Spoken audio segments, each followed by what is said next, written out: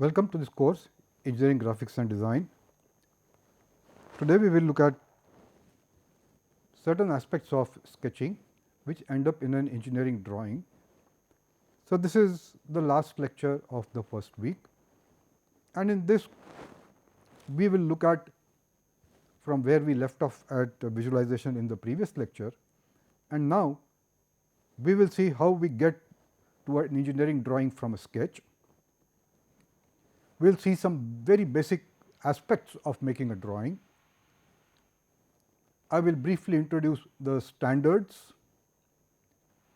and all of this will give you an overview of what you will be learning in the rest of the course.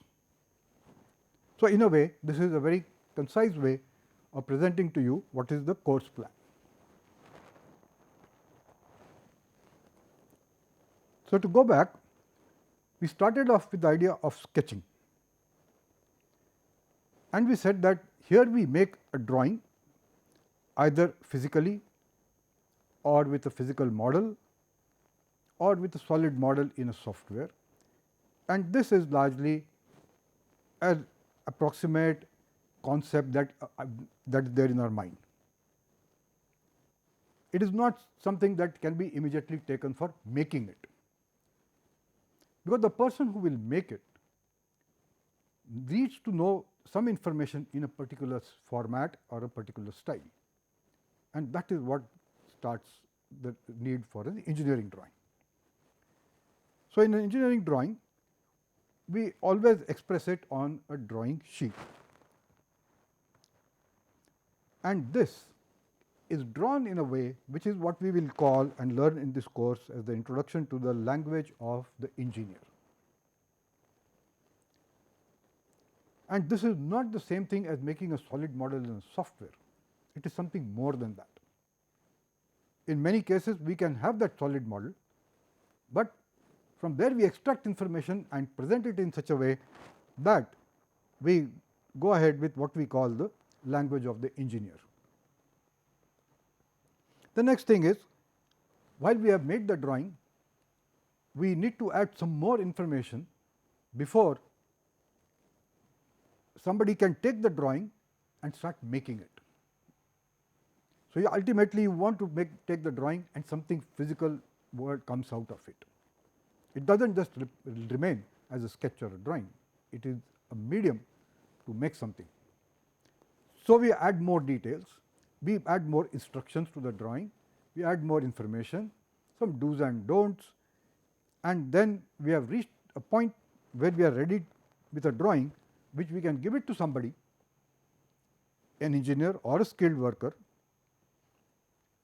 who can make it or who can make the construction out of it, who can fabricate it.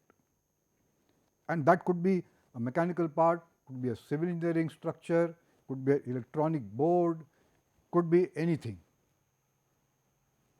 So, that is what we have here.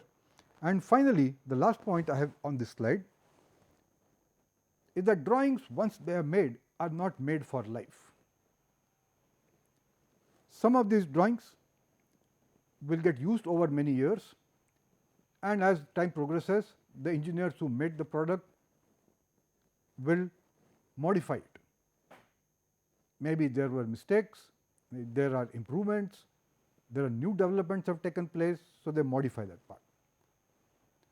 So, this is what we have as a complete process of all the types of drawings that we will work with. So, let us start with the important parts of what the drawing sheet will have. In the previous lecture, we saw that drawing sheets have certain sizes, which is dictated by certain standards. So, that is one piece of information we have. The second piece of information, we have made an object or we have an idea of an object, and we want to present some information or pictures about it. So, we do not just take a photograph and make a wireframe out of it, we actually make the drawing. So, what do we have? What we call as views, which is basically what is the direction from which you are looking at the object. So, what we are doing here is we have an object, say a picture that I have shown over here. This is an object that is referred to again and again in many of the standards that you will come across. So, I picked it up. So, you can see that this is this part of it is a sort of a rectangular block whose one of the edge has been chopped off, and on this side it has a small protrusion which runs the full length on this side. And this is one of the views of the object. That means, if we see this object from this particular direction, we would see this. So, that is one thing which is a view. We could view it from this side, we could view it from that side, we could view it from here, we can view it from the top, we can view it from the bottom. Everything is perfectly fine, except that as an engineer you have to decide which is the best view to put. Some view may look very clear, some may look very cluttered, some may miss out on some things, and maybe one view does not even give everything, as we will see in a few minutes. What we also do not see is that what we have shown on this block are only the edges where two surfaces are meeting. Otherwise, everything here, like this one, is a plane surface. So, we are saying that these are surfaces which, although on the drawing look white, are actually opaque. So, we do not know what is behind it. So, like this we have one surface here, one more here, one little here, and then there are others which are not coming out in this view. So, let us see what is not in the view now. So, this is that same object, and what we will do is any line which I am not able to see on this, I will put it by a dotted line. That denotes that this particular line is behind the surfaces that we are seeing. So, on the object it is at the back side, which is there, but I cannot see it. So, here is one part of the line which is an extension of this particular line. It goes back up to some point, and then there is this surface which was like a rectangular surface projecting out, and this completes that. So, we are saying that there is a surface there hidden from our view which is like that, and then we say that, well, what is happening below it, and then we get the surface on the right side which we cannot see fully. In fact, this surface that we are seeing now, this particular surface, in this picture that we have drawn, it is not visible at all.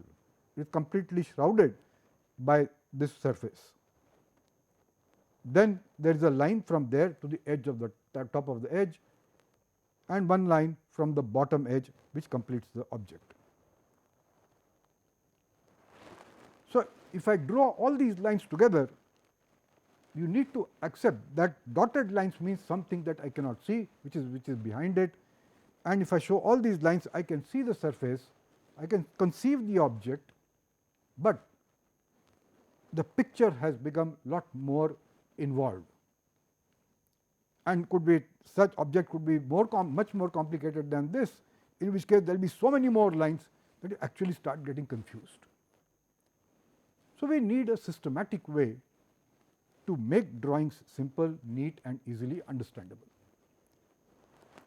But what we do not show in engineering drawings is that what is this surface. Okay, so, our first thing that we have to think of presenting an object is that the way we put it, we have produced what we call is a view. Simply, it means we have taken the object and viewed it from a particular direction, and the way the eye saw it, we made that sketch. So, that is simply what we call the viewing direction, and there is no restriction on which side we can view it from.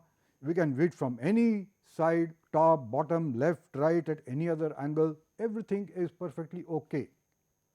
It is just that we will decide.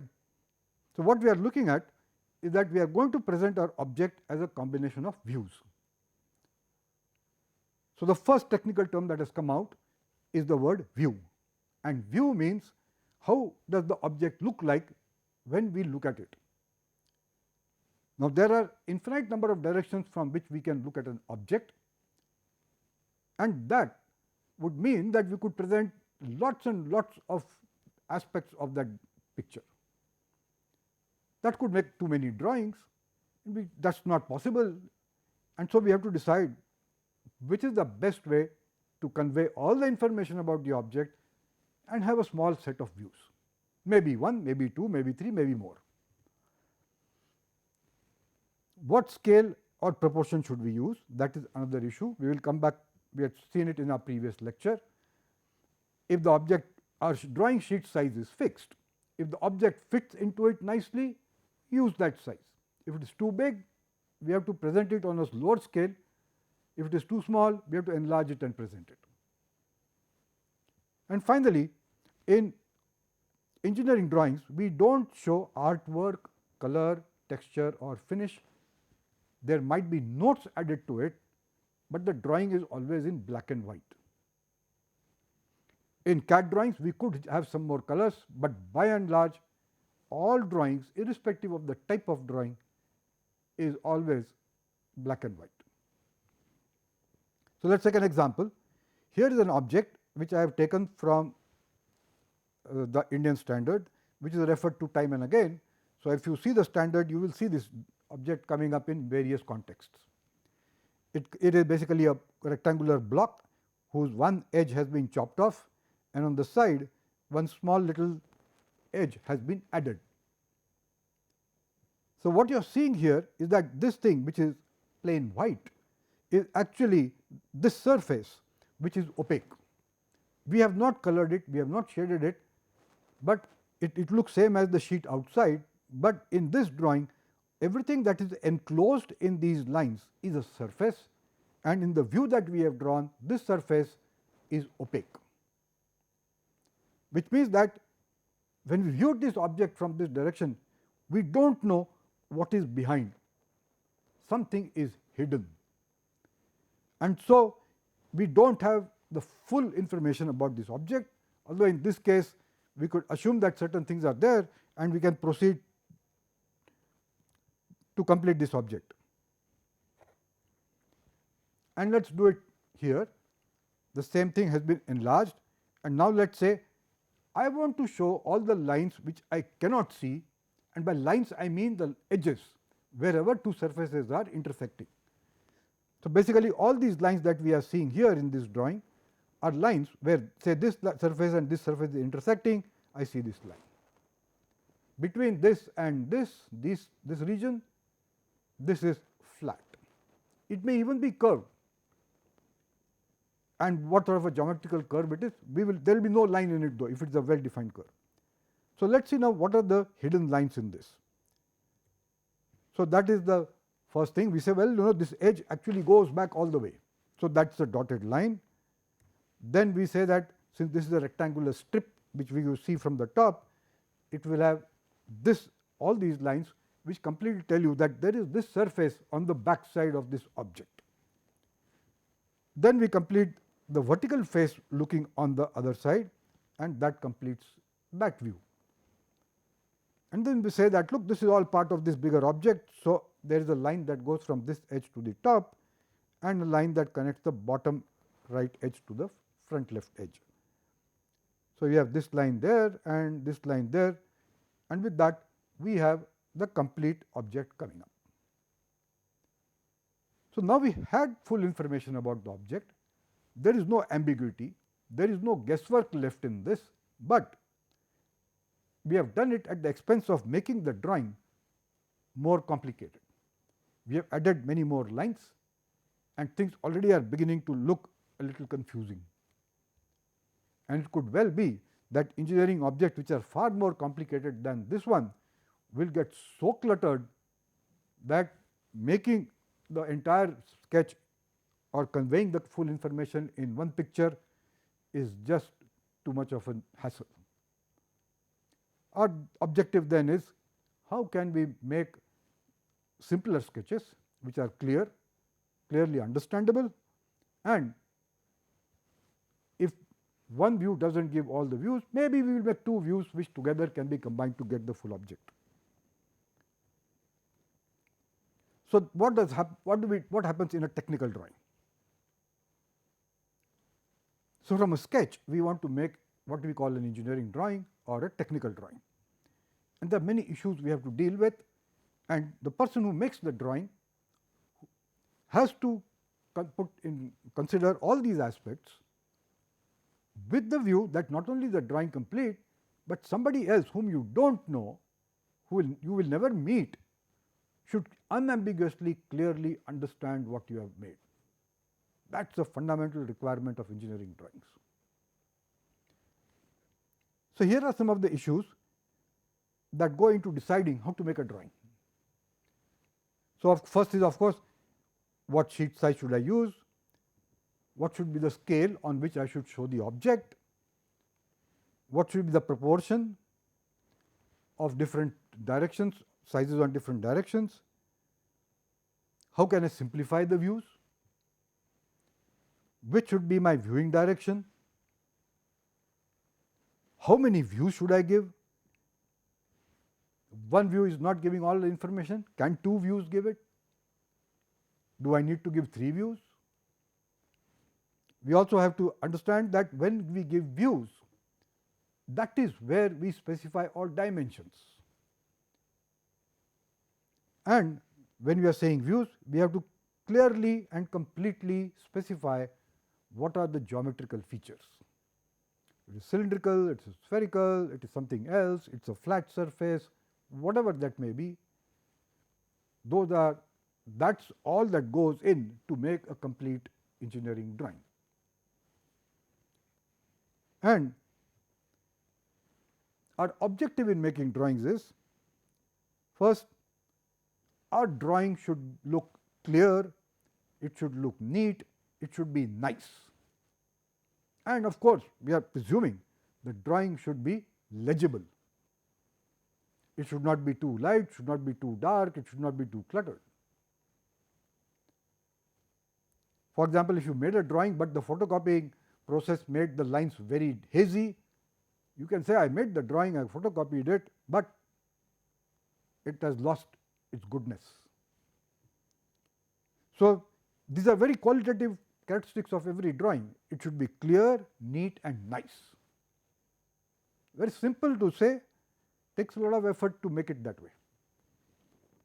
Second attribute of a drawing should be easy to understand, not just for you, but for everybody else. So, either you have to think the way the other person thinks, or the way this communication becomes clear and unambiguous is by the use of standards.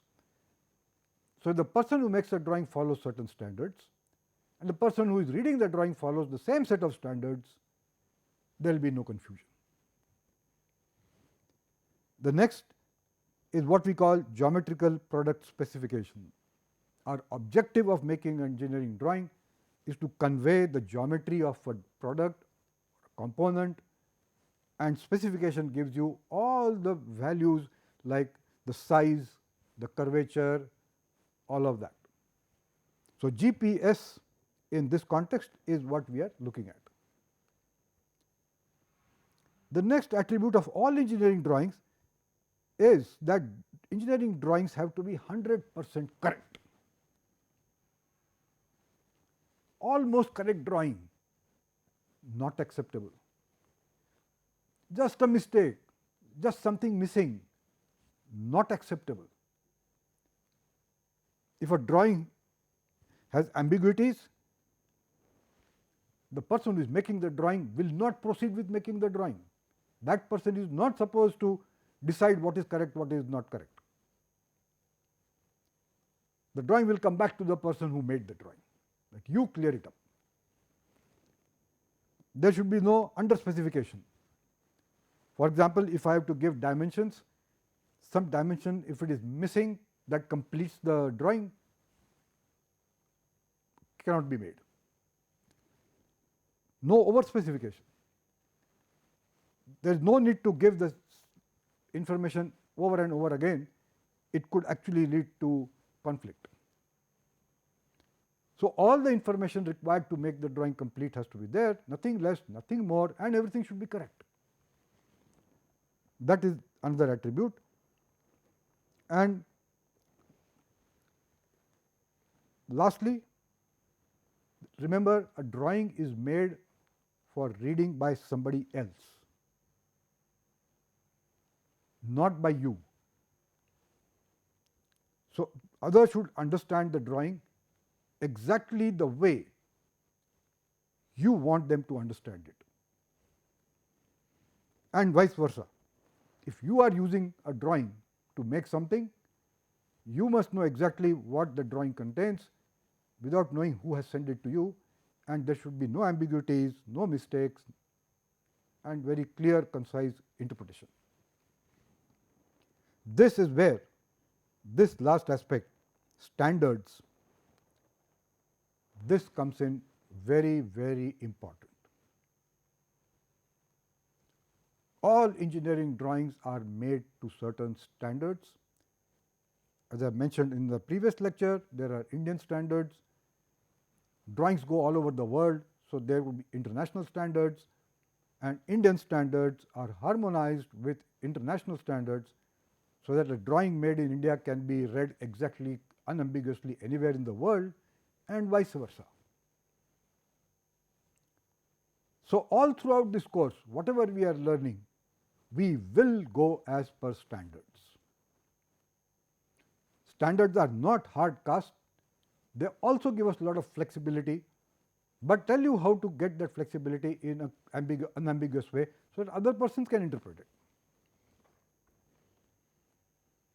Now, what happens when you take a sketch and you want to make a technical drawing of it? And this is something you can do. Let us take the case of a rectangular box. So, if you use a CAD package, and I have done this in one of the software itself, it makes this drawing where it tells you that there is a box whose this dimension is this much, this dimension is this much, this dimension is this much, and it tells you that this is a rectangle, this is a rectangle, this is also a rectangle, but the way we are depicting it, they all look at different angles.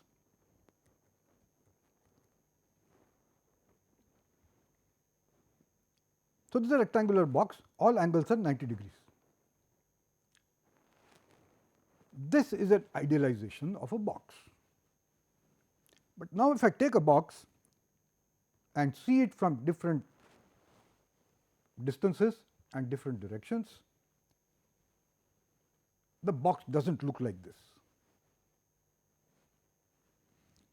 And here is what I have shown some views, and you can do that yourself. Just take a box, look at it through a glass, look at it through a camera, and you will see various things happening to the box. So, look at this picture. This photograph was taken from very close to the box with not much of a zoom. And what do you see? This edge has got certain length in this picture. The back side, this length is much smaller. The actual box was a rectangle. In this picture, it's changed its dimension. This line is no longer parallel to this line, but we are viewing a rectangle. Similarly, this line is slightly off and not parallel to this line. On the top, this edge and this edge are not only not parallel, but their lengths are also different. The thing is that from this viewing point, this is what we saw, and what we saw is not exact box that it was. We saw something else, and that is the way our brain has interpreted it, although in this case it is the camera. Our brain does the same thing. So, in our mind, if you want to do the reverse and create this impression, you would have to make a drawing so that as you go further away, things keep getting smaller. A similar thing here, by zooming out, we see the same issues, but to a lesser degree. These lines are still tapering, this distance is more than this distance. So, we are not seeing what we may call the true picture, which is what we started off wanting to visualize, which is this picture. Here we gave the true shape, the true size, the true geometry of that cuboid. Here there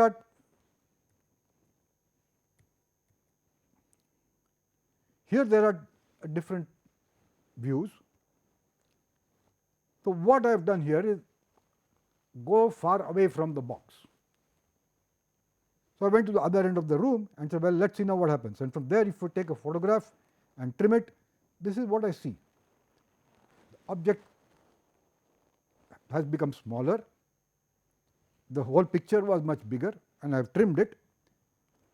But what we see here is that this line is pretty much parallel to this line. This distance is pretty much same as this distance. The amount of distortion we were seeing here is much less in here, but we have gone far away from the object.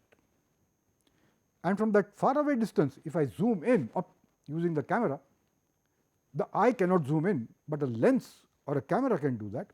So, when we do that, this is the photograph that comes out, and here you begin to say, this is almost the same size as this. This looks almost parallel to this.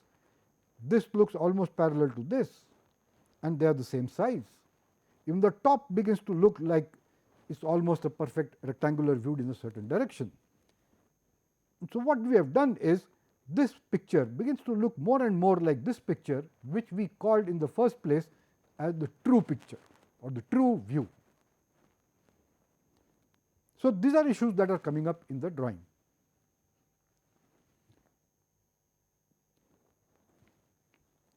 So, to review what we have done, we can scale it as we saw in this picture also, and the Indian standard that deals with scaling is IS Indian Standard 10713, which is identical to International Standards Organization ISO standard 5455. And there are similar scaling requirements for civil drawings, architectural drawings and some other drawings. But for mechanical engineering drawings, we have the following options of scales.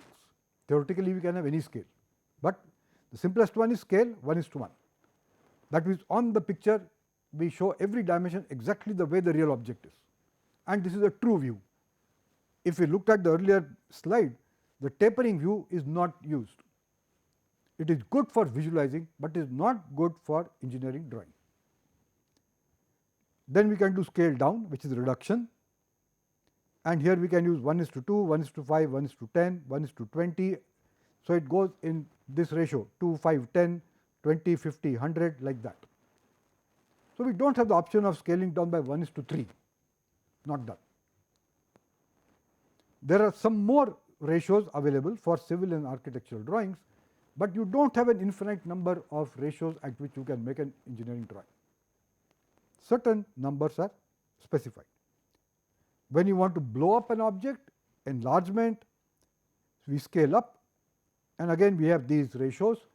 You can double 5 times, 10 times, 20 times, 50 times, 100 times and like that.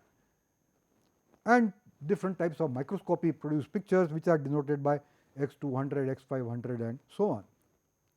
That denotes that the object you are seeing is, say in this case x500 means the object you are seeing is 500 times, you are seeing something which is 500 times bigger than the real stuff. Can we use different scales for different axes? As we have seen, 3-dimensional axes are there. There are certain conditions under which we could do it. We will learn about it later in the course, but by and large let us not worry about it too much at this point. So, now we have reached a point where we say, I want to draw an object, what scale should I use, and what is the best combination of scale and the sheet size which will do everything that I just put there as the objectives of the drawing. This decision rests with the person making the drawing. There is no hard and fast rule that you must draw this as per this, or if you have seen an assignment or a tutorial sheet, draw this to this scale. Well, you are being asked to do it. In the real world, nobody tell you what to do it. It's your decision, and you have to be very well aware of how that decision should be made. An important thing about dimension of scaling is that when we make a drawing, it may be scaled up, it may be scaled down, but the dimensions that we show on the drawing will always be the actual dimensions. not the scaled down dimensions. So, irrespective of the scale, on a drawing, we will always show the actual dimensions of that particular object. We may scale down the drawing by a factor of 20, and so 20 meters may look like 1 meter, but on the drawing we will write 20 meters, not 1 meter. So, that is an important thing to keep in mind all throughout this course. The next thing is, to show a view or an object, I need to use lines. Everything is done by lines, and we are not thinking of shading and shadows in that sense. They are a separate thing. They are also very important in visualizing. Architects, various types of visualizing people, they do it. In engineering drawing, mechanical engineering drawing, and many architecture drawing, we do not do that. So, Indian Standard 10714 part 20, identical to ISO 128 part 20, gives a list of lines which one can use, and it also tells you what the name of that line is. So, in this case, the first is a solid line, and it just says it is a continuous line. We have not said whether it is thick or thin,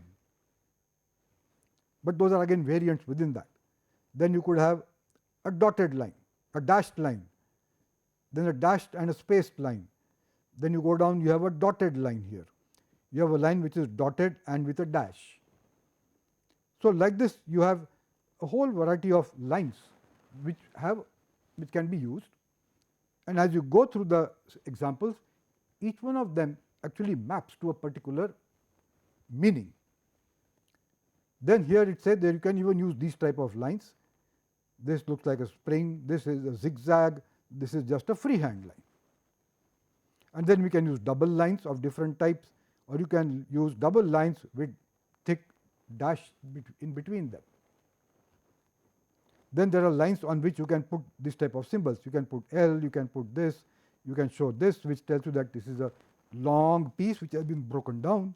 Then you have circles, then you can put anything else also.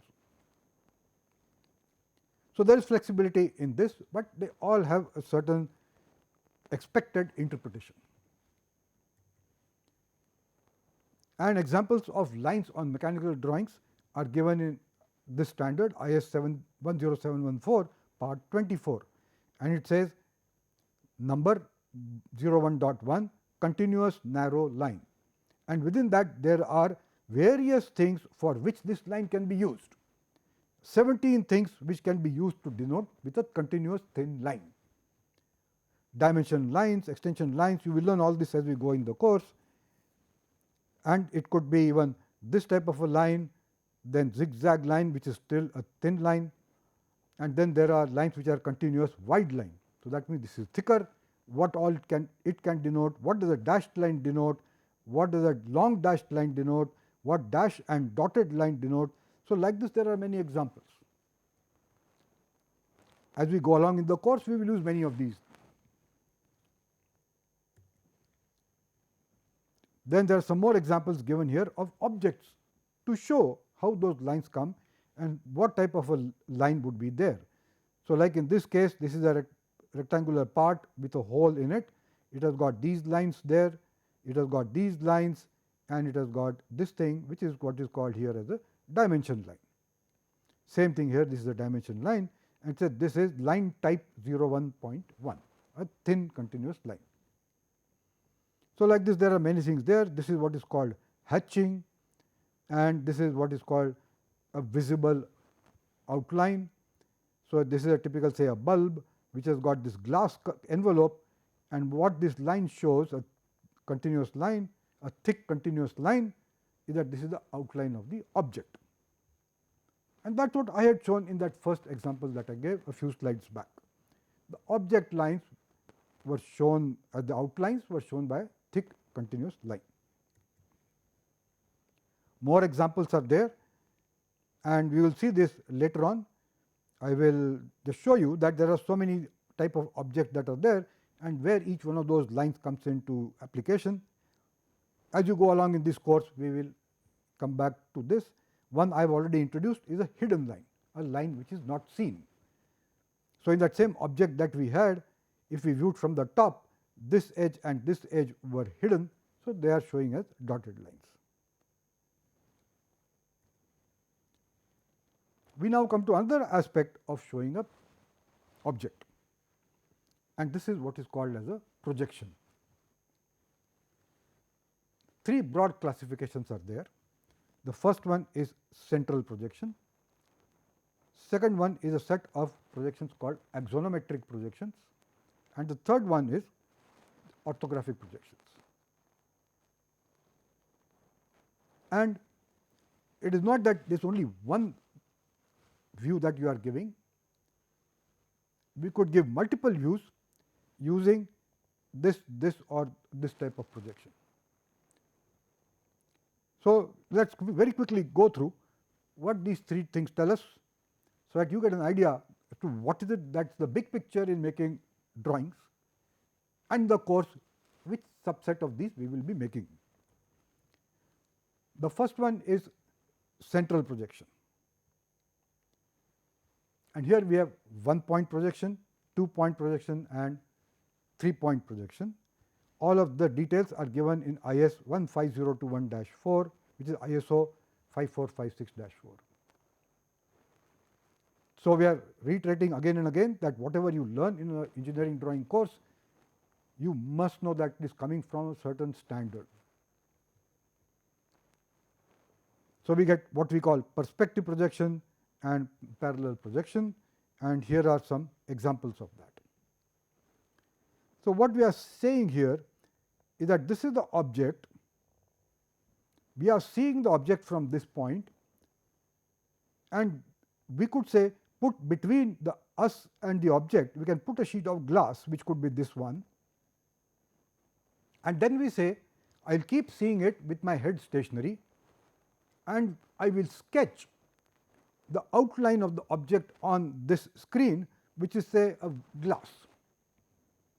That is how you will see this object. You will make a drawing and you will find that this drawing, certain lines of the object come here and all of them seem to have become smaller. If you keep the screen closer to the eye, it becomes even smaller.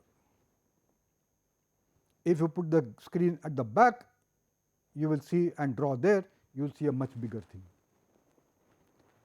So, what you are doing is, you are seeing that from one point I am seeing this whole object and everything seems to be joining together, everything is converging on the like this.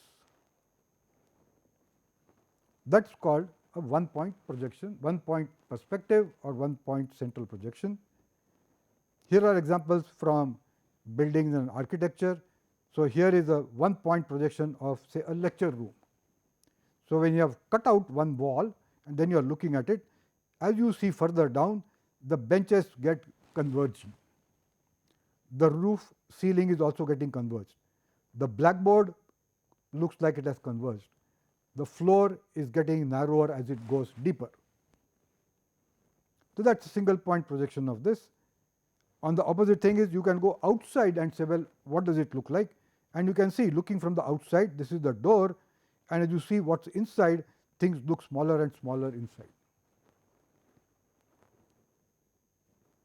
All of this comes under various types of computer graphics, and then you use it in animation and what not. The thing is that when you do these things, they begin to look very realistic to the human eye, but these are not the true pictures. So, it is good for visualizing, but not good for an engineering drawing. In this picture on the right side, you see a building where you are seeing that this side of the building, from here it is going down and tapering that way, but this face of the building, this one, is tapering and going that way. So, you have two taperings taking place, 2 points, and you are seeing it from one side. That is what the real thing would look like when you look at a building standing on the road. And then there is a 3 point also projection. We will not go into the details of that, but all of this is done here just to show you that something called central projection, which we call perspective drawing, and this is as per this Indian standard, and this is what things play out. This is what it shows This is what its limitation, this is what its strength. We now go to the other type of drawings, which is called the axonometric projection, beginning with the first type, which is called isometric. What it does simply is that you have two axes which are like this, one here at 30 degrees to the horizontal line and then a vertical line, and a cube is placed on this so that its dimensions, the way it is drawn, are equal in all three directions. So, you are drawing it 1:1 scale, but in 3 dimensions. So, this is something that the human eye will not see at close quarters if you take a cube, but as you saw in the box example, if you go far away and take this picture, this will begin to look something like this, but chances are the scales may be off, simply because the depth of field is varying. But in isometric projection, this is what we do. It gives a lot of information about the drawing. It is in a way giving you the true shape, and the same object that we saw just now, this is shown in isometric axonometry, or the isometric view, and on this we can say that I can show these dimensions. So, I are seeing here, to show this length, we draw two lines which are called extension lines, then we put another line which is called a dimension line, we put arrows at both ends and write the number there, which is the size of this line, the length of this line. So, that is very quickly what is, how do you put a dimension on a picture. In a sketch we did not put a dimension, approximately it was something. Now, we are being very specific. So, that is isometric. Then you have diametric axonometry. We will not be using this, but it is good to know that it exists. What it does is that you have viewing at two axes which are like this, one is 7 degrees, the other is 42 degrees. This scale and the vertical scale are equal, 1:1, whereas the scale in this direction is half. So, this dimension of the cube is half the dimension that you see over here, and that is how you would fit circles and other shapes into this. This is diametric. Then there is oblique axonometry, where what we do is we have one axis which is there, one which is vertical, and one which goes at 45 degrees to them. And one has a choice that this could be 1:1 scale, this is also 1:1 scale, this is also 1:1 scale, or this and this and this are equal to one another, same scale, but this scale could be different. So, that is oblique axonometry. We will be making some sketches like this, or when you look at, you can look at from the top, you can look at from the bottom, all types of these are all oblique axonometries. There are two subdivisions within that, we will not worry about it at this point. And then the last one which we have is the planometric axonometry, which is seeing things in various planes. We will not worry about it at this point of time, but good to know it is. In this course, we will use isometric projections and oblique, and then we will always use orthographic projections. This is a very important thing, because all working drawings, engineering drawings finally will always be made as an orthographic projection conforming to IS 15021 part 2, which is same as ISO 5456-2. Here is the example, and I illustrated with this example. This is the same object which we had just drawn, and what we are seeing here is there are arrows and looking at it from different sides, and there are 6 directions, all are mutually perpendicular to one another. That is what makes it orthogonal. So, we have, these are labeled as A, then there is There is A, then there is B, then there is C and D, and there is E and F. So, we are saying that any object in a reference frame can be viewed from 6 orthogonal directions. And like you have learnt in mathematics, orthogonal vectors, which means that if you know information about one, you cannot say anything definitively about the other. In this case, it is the same thing. Knowing this view does not give you complete information about what you will see in the object looking at from this view or from this view. So, there are two basic techniques called first angle projection and third angle projection. So, look at first angle projection, and what we are doing is we are making the true view as you would see from different directions. So, if you the view that comes from this direction A is shown here in the middle as A. What you saw from D is drawn on the left of it. What you see from C is drawn to the right of it. What you see from the top is drawn below it. And then the remaining two views also are there. That is the standard convention, and this is called first angle projection. In third angle projection, we view it slightly differently. The view at A is same here, which we have kept here. This is A, looks the same as the first angle projection, no difference. But what you saw from D, this direction, is placed on the right side. What you saw from C is placed on the left side.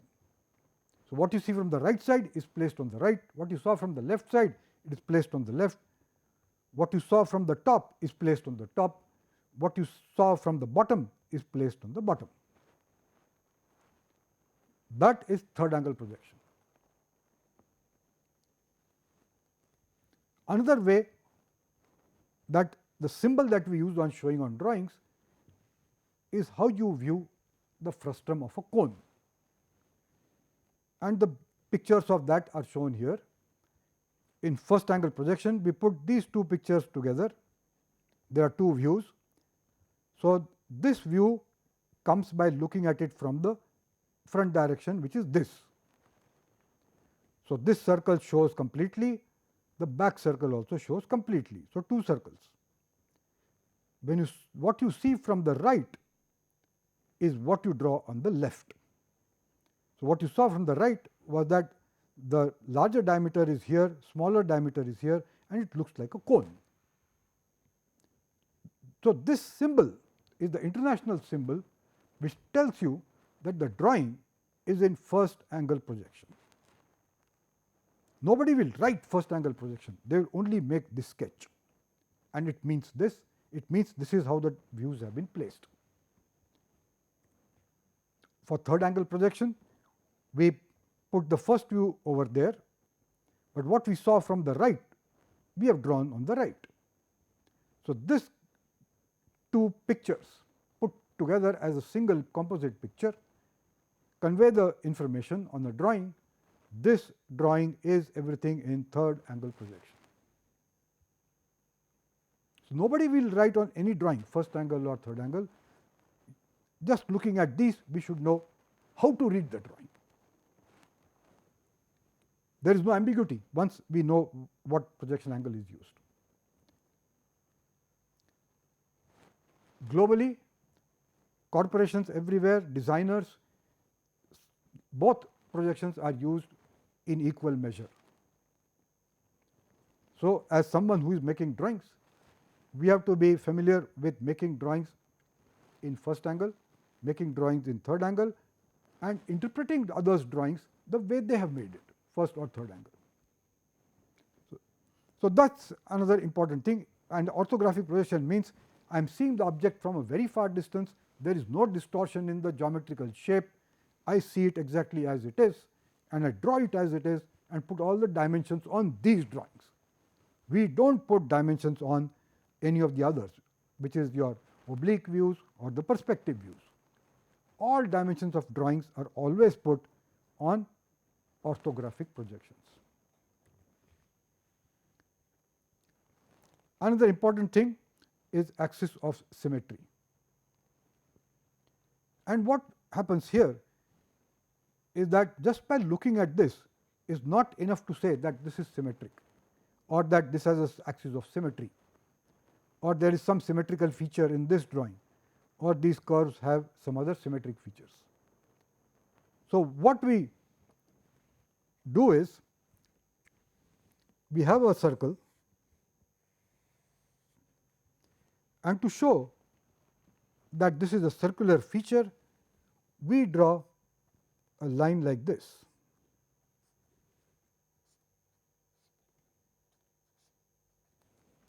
And this tells us clearly that this thing is a circular feature. If it was that pipe, the axis of the pipe is the axis of symmetry, and we would then draw this as this symmetry. It tells you that about this axis, the shape is same everywhere. In the case of that object which has a curve at the top,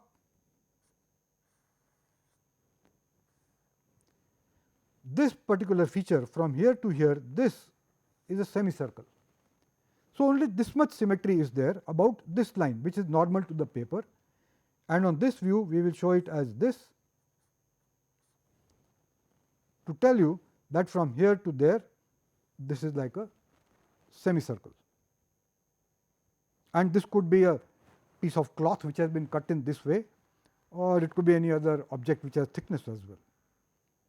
And the last one that I have shown on the slide there is that I have one circle there, and then I have another circle there.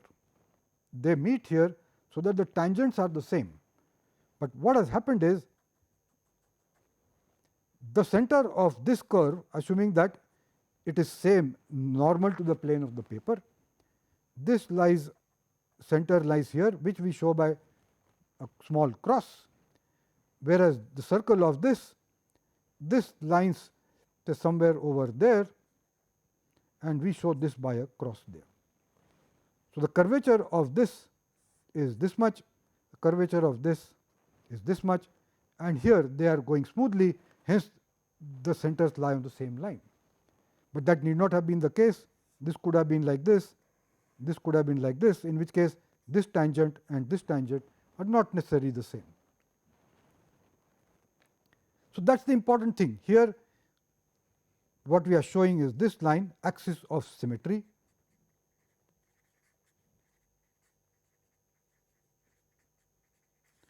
or we will call it the center line,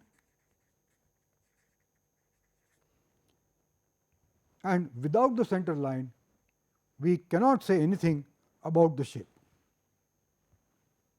So, showing the center line on any symmetric feature is absolutely essential, only then the drawing becomes unambiguous.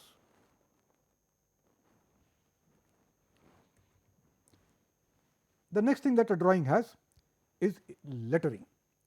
We put numbers for dimensions, we write notes, we write instructions to the person reading the drawing, and that could be in one language or multiple languages. That is governed by Indian Standard 9609 Part 1, and this part, the Devanagari script, is covered by Indian Standard 9609-5. 9609 parts 1 to 4 are same as ISO 3098, and they tell you the shape, size and fonts of drawings which are preferably to be used on engineering drawings. So, largely you will see that being followed, although if you are doing some word processing, you will find you have hundreds of fonts. Well, on engineering drawings we do not use that many fonts, there are a certain set of preferred fonts. So, size, sketch, that is decided and you can pick up from there. By and large, when you are writing titles and everything, one generally uses only capitals. one generally does not use lowercase letters. Dimensions, decimals, they are all numerals like that. And if we have to specify it in a second language, say English and say Devanagari, so we will write information in English and accompany it with the same information in the second language. It could be Devanagari, it could be any of the Indian languages, it could be any of the languages in the world. And quite often you will find that if a drawing comes from another country, you will have English as well as their own language written on it. But by and large, English is now the language for global communication on engineering drawings. But it is good that in many cases where the people working with the drawing are more familiar with their own native language, it makes sense to write it in that language also. So, there are bilingual drawings, and a drawing does not mean that there is only a drawing on it. We could also write notes, which is writing something about the part or something about the drawing, or instructions even for say manufacturing, that do this while in this process, do not do this, avoid doing this, all of that could be there. And there could be also thing which is called comments. So, these are things which are written in words which supplement the information on the drawing, and drawing and this written information together make the information complete. The drawing becomes unambiguous, complete, it is not over specified, not under specified, should not be ambiguous, and all of this information has to be read together.